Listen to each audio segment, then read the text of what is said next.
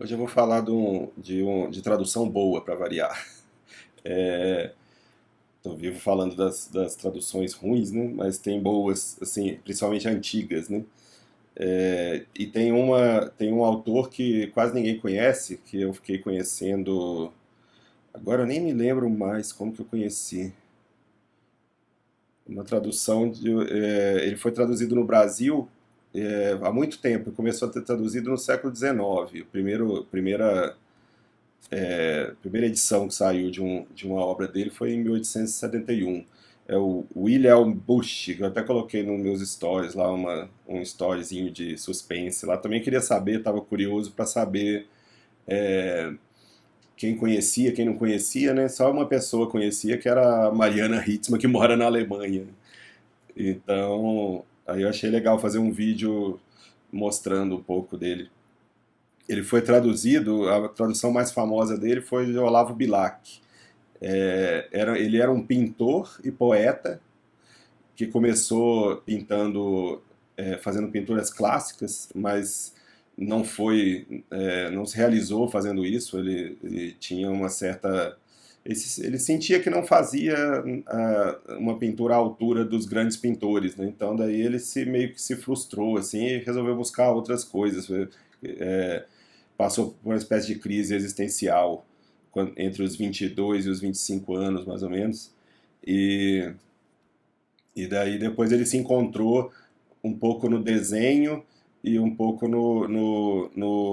na poesia, né, de humor. Então daí ele é tido como o precursor das histórias em quadrinhos, né, que é uma coisa muito interessante dele, porque os quadrinhos eu e muitos pais assim relutam muitos pais mais conservadores, né, relutam em dar quadrinhos para os seus filhos, pelo menos de uma forma séria, né? Assim, você pode até deixar assim umas revistinhas jogadas pela casa e tudo, mas não estimular muito, estimular o gosto da criança por quadrinhos não é uma coisa com que eu simpatizo muito, e eu sei que muita gente não simpatiza, né? Mas nesse caso aqui é um meio termo interessante, porque como é uma coisa muito antiga, é uma espécie de pré-quadrinhos, né? E tem versos e versos rimados e de qualidade, né? E a obra mais famosa, que chamava Max und Moritz, que são dois meninos travessos, foi traduzida já no século XX pelo Olavo Bilac, mas bem no comecinho do século XX, né? Eu tenho aqui, vou mostrar aqui ó, o livro. Esse é uma edição mais recente, da década de 60, se eu não me engano. Deixa eu olhar aqui. Da editora Itatiaia. Mas a primeira tradução, aqui não tem o... essa aqui é de 1982, é bem mais recente. William Bush. Foi traduzido como Juca e Chico. Esse livro aqui dele foi traduzido pelo Olavo Bilac, mas tem vários outros livros, vou mostrar aqui. É uma coleçãozinha que saiu pela Itatiaia, de 8 volumes. Aí tem, vou botar aqui na ordem, na ordem não, mas empilhadinhos aqui para vocês verem. Eu achei uma parte deles eu comprei no Mercado Livre, outra parte na estante virtual. Mas tem um livro interessante que não tem a tradução do Olavo Bilac. Depois eu vou deixar na descrição aí os links de compra na Amazon de uma edição mais nova, assim, que é com a tradução do Olavo Bilac. Embora não seja tão interessante, o ideal é vocês irem atrás dessa mesmo, que é da Itatiaia, ou então da Melhoramentos, que é mais antiga. Porque tem os desenhos originais quer dizer, a outra também tem os desenhos originais, mas esse aqui tem respeita mais o estilo. Os desenhos originais acho que eram preto e brancos, mas eles foram colorizados e ficou legal, né? E tem esse livro aqui, que também vou deixar o link lá, que é sobre, depois que o Olavo Bilac traduziu esse Juca e Chico, esse aqui chama Histórias em Imagens e Versos. William Bush traduzido por Guilherme de Almeida. E a autora é essa Simone Homem de Mello, que fez a organização da... É uma obra crítica, assim, que eles chamam de críticas, que é uma obra de crítica, que é uma obra que mostra a trajetória das traduções do William Bush no Brasil, e com notas de rodapé interessantes, e é bilíngue também, tem o alemão original. Eu vou mostrar aqui um... Depois eu vou mostrar também filmando aqui embaixo. Ó. São preto e brancos, né? Eles são menorzinhos, mas eu já mostrei pro Afonso também. A criança, a gente acha que ela não gosta de certas coisas, e ela gosta, assim, ela não se importa com, pelo menos a criança que não foi ainda estragada pela televisão, né? Ela não se importa muito com o tamanho e estilo dos desenhos. Às vezes tem uma certa dificuldade de entender, assim, se for muito nova, né? O Afonso ainda não tem nem 3 anos ainda, né? Mas eu tive que explicar alguns desenhinhos para ele, mas ele ficava perguntando, né, o que é isso, o que é isso, e eu explicava, e isso é até interessante, que ele não entendia, e eu explicava, e isso prendia a atenção dele, né? E esse livro aqui traz várias histórias traduzidas pelo Guilherme de Almeida, como eu estava dizendo, depois que o Olavo Bilac traduziu o primeiro livro, com o título de Juca e Chico, né? Esse Guilherme de Almeida, que é um poeta, ele traduziu os outros livros do William Bush, né? Teve outras traduções também de outras pessoas, mas são menos importantes. Tem uma tradução nova também que eu não consegui acesso a ela ainda para ler, uma tradução bem recente de outra pessoa, do Juca e Chico também. Depois eu vou acho que eu vou ter que comprar mesmo, porque eu não consegui. Na internet brasileira não tem, as pessoas fazem resenha dos livros, mas não mostram os trechos, enfim. E esse livro aqui é bem interessante porque ele traz várias histórias, esse que eu mostrei, né, esse mais novo. Ele traz várias histórias traduzidas por esse Guilherme de Almeida, e apresenta o autor também, fala um pouco do estilo dele, né? Depois, quando eu estiver mostrando aqui os livros aqui na mesa, eu comento mais um pouco do estilo, assim, da ilustração. Ele é um pouco diferente do que a gente está acostumado com livros ilustrados, a ver em livros ilustrados, né? Muitas vezes a imagem ela fala por si só, às vezes não precisava nem dos versos embaixo, a imagem já é uma sequência, assim. Mas tem os versos, né? Os versos meio que comentam as imagens que já são meio autoexplicativas, mas eles esclarecem, comentam ou acrescentam alguma coisa, né? E isso é muito interessante porque é um estilo que a gente não está acostumado a ver, não é nem nos quadrinhos, né? E nem nas histórias ilustradas, né? Daí eu vou mostrar aqui um pouco para vocês aqui embaixo. Vamos lá. Vou mostrar aqui primeiro a do Olavo Bilac, Juca e Chico. Eu fiz uma seleção aqui de 3 livros para vocês verem as diferenças, assim, de um poema, de uma história para outra, assim. Às vezes tem versos, tem estrofes longas, e às vezes são só dois estrofes de 2 versos, bem sucintas, assim. É bem variável o estilo dele. Esse aqui são travessuras. Então, acho que é um tema que hoje em dia também as pessoas não simpatizam muito, né? Mas é bem raiz, assim. É interessante para criança, eu acho, na minha opinião, assim, para criança ver a bagunça sem ter que fazer ela, né? Porque se ela não vê bagunça nunca, daí é ela que tem que fazer para ver, né? Prólogo. Não tem conta as aventuras, as peças, as travessuras dos meninos malcriados, destes 2 endiabrados. Um é Chico, o outro é o Juca. Põem toda a gente maluca. Não querem ouvir conselhos estes travessos fedelhos. Certo é que para a maldade nunca faz falta a vontade.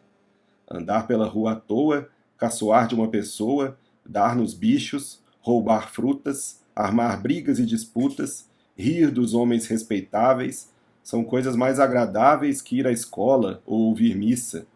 Antes a troça e a preguiça. Mas nem sempre a vadiação acaba sem punição. Lede esta história. e depois vereis a sorte dos dois. Primeira travessura. São 5 travessuras, se eu não me engano. São 5 histórias. Todos gostam, afinal, de ter aves no quintal.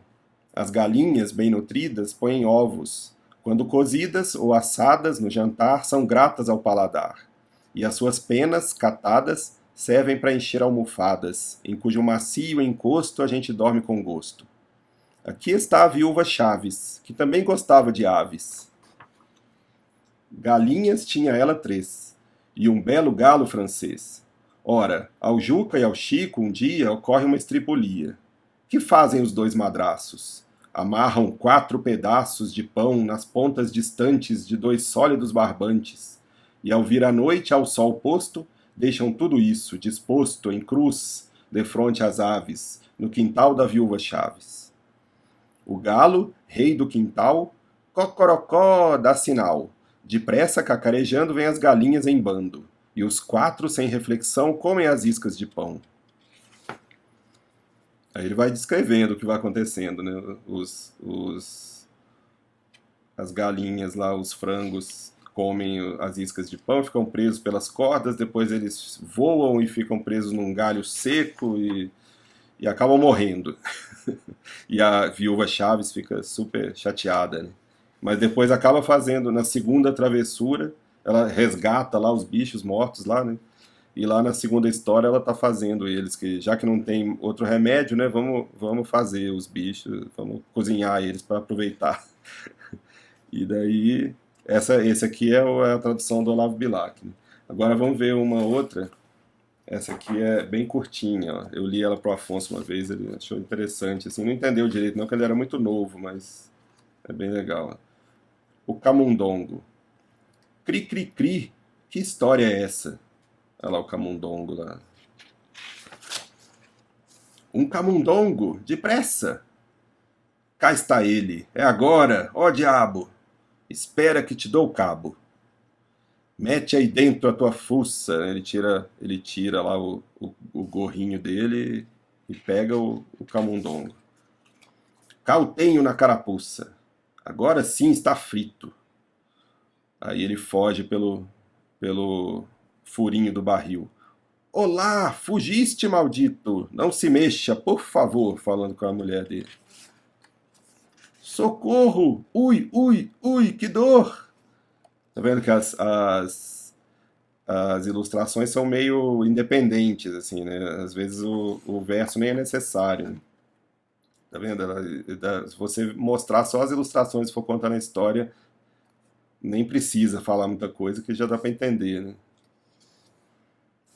No final, o camundongo sai ileso lá e fala que tem que ir dormir, porque ele também tem que dormir, né? Chega de bagunça.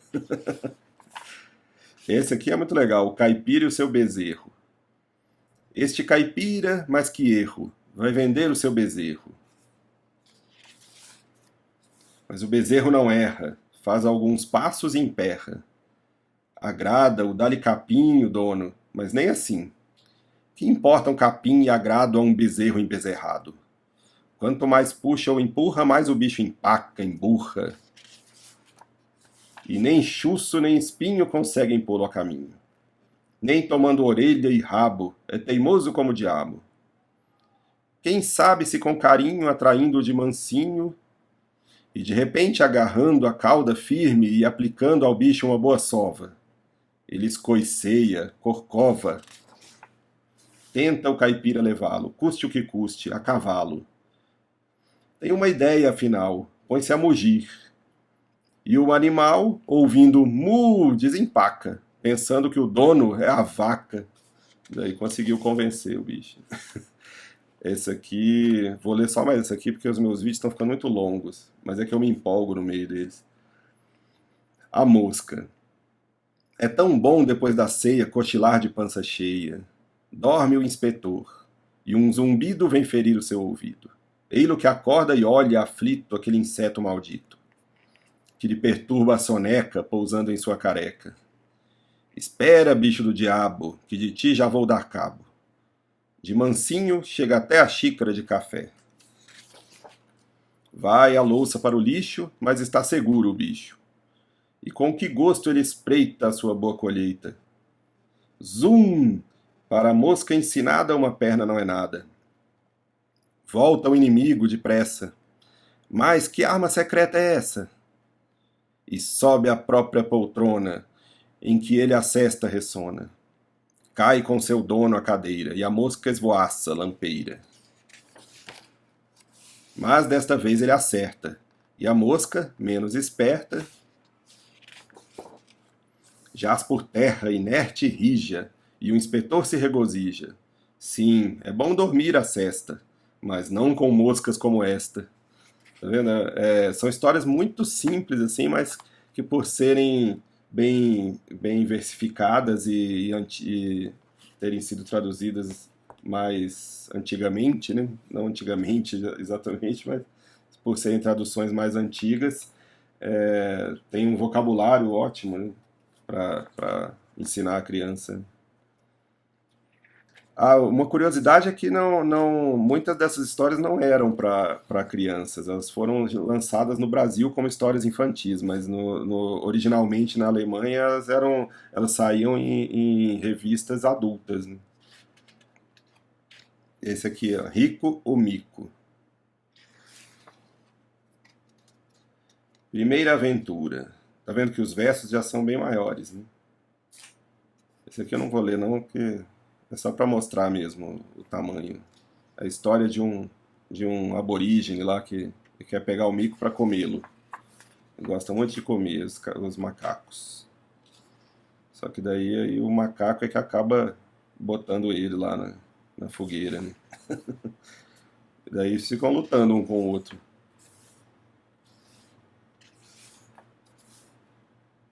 Né? Tem várias histórias. Cada livrinho desse tem várias histórias. Esse aqui parece que não foi traduzido pelo aquele Guilherme de Almeida. Esse aqui foi esse M.T. Cunha. Agora eu vou mostrar o outro livro, aquele que eu estava mostrando que tem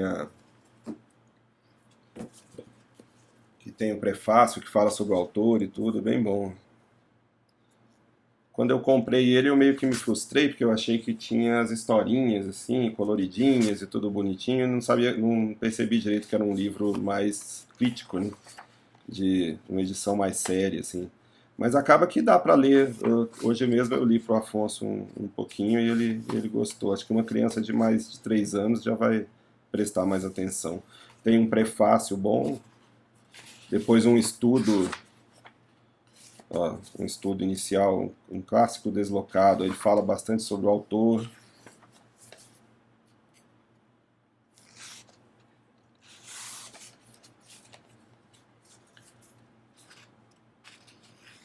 Mostra algumas dos desenhos lá que ele lançou na Alemanha, né?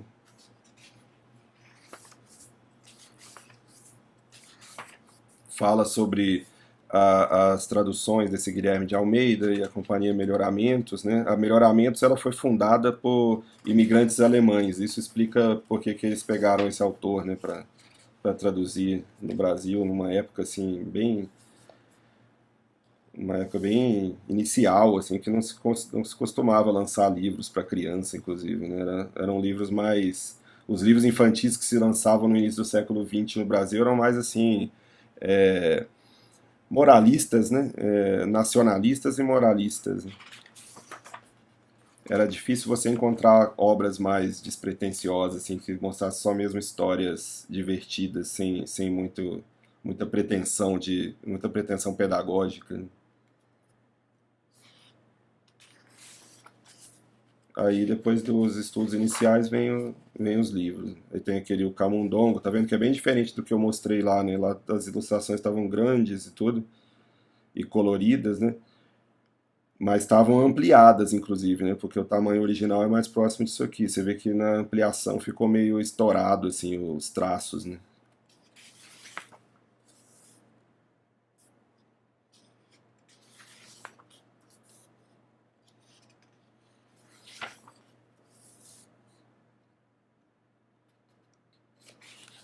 É isso aí. Daí tem antes de cada trecho desse, cada história, né, ele explica um pouco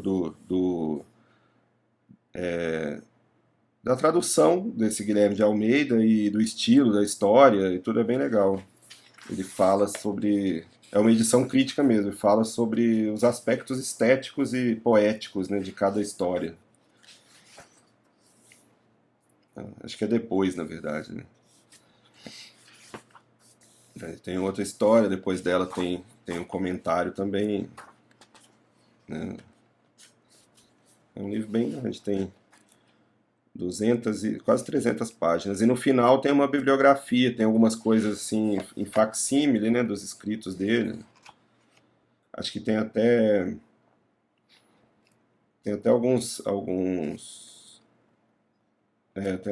poemas que não estavam ali, algumas historinhas que não estavam ali ilustradas.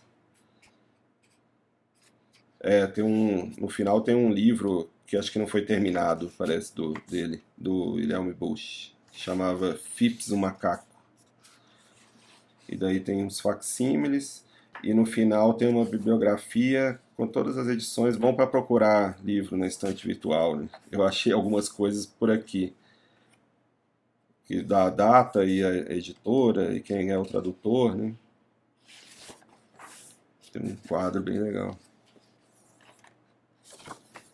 Tá joia? Então daí eu vou deixar os links lá e se tiver mais alguma coisa para explicar também, eu explico no texto lá da descrição. Um abraço para vocês.